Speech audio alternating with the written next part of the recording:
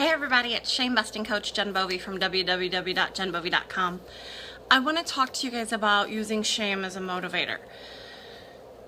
This is a pretty hot topic for some people, and I've looked at some posts on social media recently about people not agreeing with other people's decisions for how to respond to certain stimuli, and I'm noticing a trend in absolutely shaming them. Part of the difficulty becomes when we're responding from a place of emotion and a place of confusion. And I seriously believe that some people are attempting to respond from a place of compassion, but the compassion gets lost in their passion, and so it comes out as very shaming. The problem is when we end up intentionally or unintentionally shaming another person, it never motivates them to respond with action. Typically, if people are shamed in response to a decision or an action, they will shut down, they'll become defensive, they'll become angry, but they don't actually take the action. So I want to talk to you guys today about using shame as a motivator. It doesn't work. It just doesn't. You can color it how you want, you can dress it up how you want, you can, mask it how you want, but shame never ever motivates anybody to take any positive action. It just doesn't. The other thing is there's a huge difference between guilt and shame.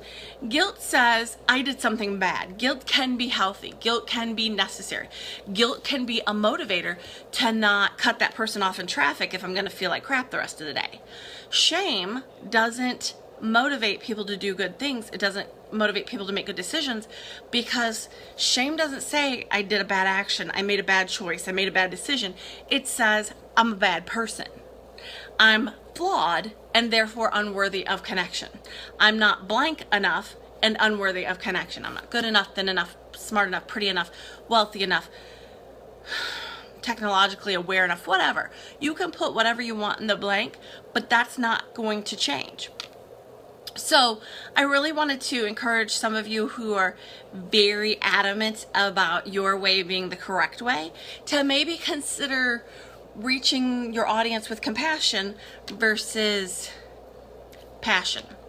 The difference is, if I know of a box of Kleenexes over there, if those are my favorite box of Kleenexes, and anybody that comes in, if I'm really angry with them, they're gonna feel that. So if I match that with compassion, we're going to be able to meet in the middle. We're going to be able to have a constructive discussion about them. And then we're going to be able to make choices together, empowered choices, to change our responses and our views. So I just wanted to hop on here really quick. I also want to invite you all to sign up for my mailing list, because we're going to be having this conversation in the next coming few weeks. Let me know, do you feel like you would be responsive to shame? If somebody attempts to shame you, are you motivated to take positive action? The biggest example I see in most of my clients' lives are they really attempt to shame themselves. Specifically women with body image issues or productivity issues or whatever. I will hear them say things that are very unkind and very harsh towards themselves. And when we pick that apart and we look at it, one of the things that I typically tell them is, if anybody outside of you said these things to you, how would you respond? And their response is typically always the same. I would either be very angry and tell them off, or I would completely shut down. My next question is always the same. So why do you think that you're going to motivate yourself by being harsh or mean or shameful towards yourself? That doesn't really make sense. So just wanted to hop on here and talk about this. If you would just post your responses below, that would be very helpful, and we can start a conversation. Thanks and have a great day. Bye.